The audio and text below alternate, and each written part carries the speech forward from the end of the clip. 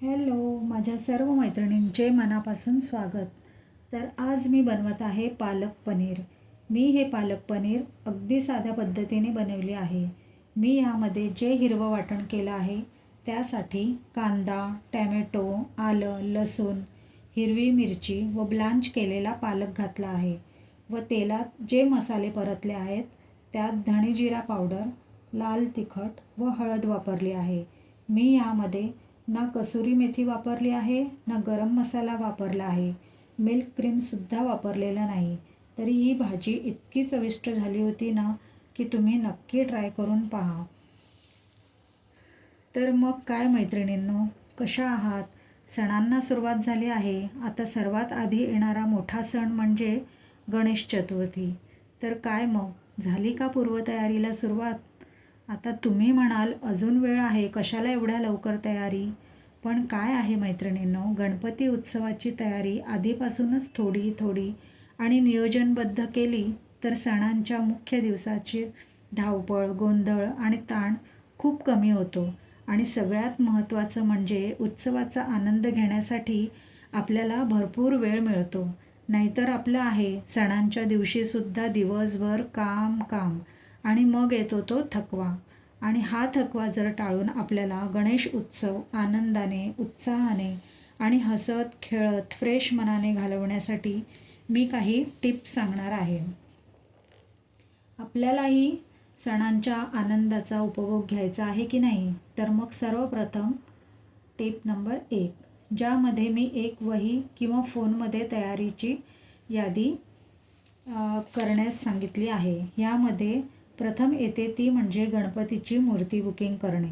नंतर आपण सजावट काय काय करणार आहोत त्याचा खर्च, जेवणाचा खर्च, फुलांचा, पूजा साहित्य यांचा खर्चांचा अंदाज काढून घेणे, म्हणजे नंतर लोड येत नाही. टिप नंबर 2, खरेदी शेवटच्या क्षणापर्यंत ठेवू नका.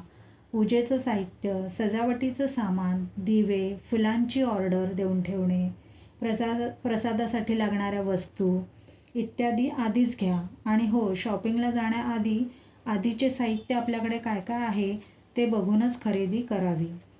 एक छोटी लास्ट मिनिट शॉपिंग यादी वेगळीच ठेवा. जसं की ज्या गोष्टी ताज्या घ्याव्या लागतात फक्त त्याच शेवटी घ्या.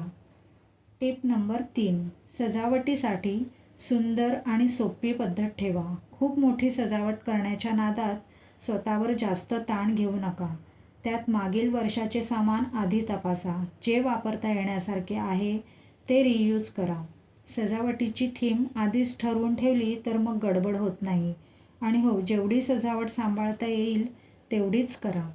टिप नंबर 4, प्रसाद आणि जेवणाचं नियोजन.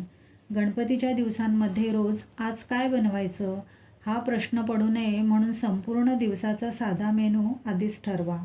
उदाहरणार्थ सकाळचा नाश्ता, नैवेद्य, दुपारचं जेवण, सकाळचा प्रसाद आणि शक्य असेल तिथे प्रिपरेशन करा. डाळी, कडधान्य निवडणे, मसाले तयार ठेवणे, ड्राय सामग्री पोर्शन करून ठेवणे इत्यादी. टिप नंबर 5, पूजा साहित्याची एक गणपती बॉक्स तयार करून ठेवा. सगळं सामान वेगवेगळ्या कपाटात ठेवण्याऐवजी एका मोठ्या बॉक्समध्ये आवश्यक पूजा साहित्य व्यवस्थित ठेवा. त्यामुळे ऐनवेळी कापूर कुठे आहे, उदबत्ती कुठे आहे असा शोधाशोधीचा कार्यक्रम होणार नाही. टिप नंबर 6, घरातल्या प्रत्येकाने आपापल्या कामांची जबाबदारी वाटून घ्या.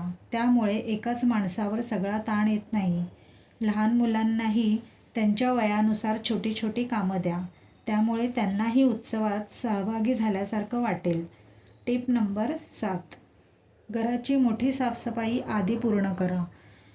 गणपतीच्या आदल्या दिवशीच संपूर्ण घर साफ करण्यापेक्षा पहिला आठवडा अनावश्यक वस्तू घराबाहेर काढा.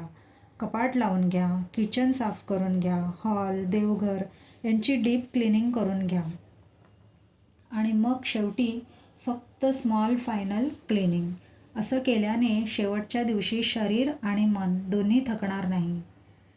टिप नंबर 8, बफर टाईम नक्की ठेवा. प्लॅनमध्ये प्रत्येक कामासाठी थोडा एक्स्ट्रा वेळ ठेवा. कारण काही ना काही अचानक काम निघणारच. आणि दररोज किमान काही वेळ फक्त गणपतीसमोर शांत बसण्यासाठी ठेवा. उत्सवाचा उद्देश आनंद आहे, प्रत्येक गोष्ट परफेक्ट असण्याची गरज नाही. Tip number 9. विसर्जनाची तयारी आदल्या दिवशी करून ठेवा. आवश्यक वस्तू, फुलांची व्यवस्था, प्रसाद, वाहतुकीची योजना, घरातील जबाबदाऱ्या, निर्माल्य वेगळे करण्याची व्यवस्था हे ठरवून ठेवलं तर शेवटचा दिवसही आनंदात जाईल. आणि हो, गणपतीच्या रोजच्या दिवसांचा जे निर्माल्य असतं ते शेवटच्या दिवसापर्यंत सांभाळून ठेवलं की त्याला वासही येतो.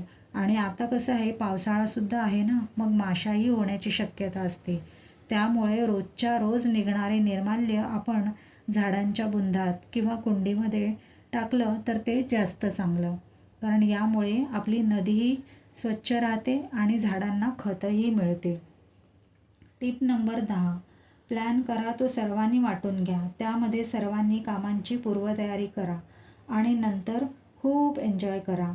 आणि मैत्रिणींनो, एक गोष्ट लक्षात ठेवा, गणपतीची सजावट किती सुंदर झाली, किती पदार्थ केले आणि सगळं किती परफेक्ट झालं यापेक्षा घरातले लोक आनंदी राहिले का, एकत्र वेळ घालवला का, हे जास्त महत्त्वाचं नाही का?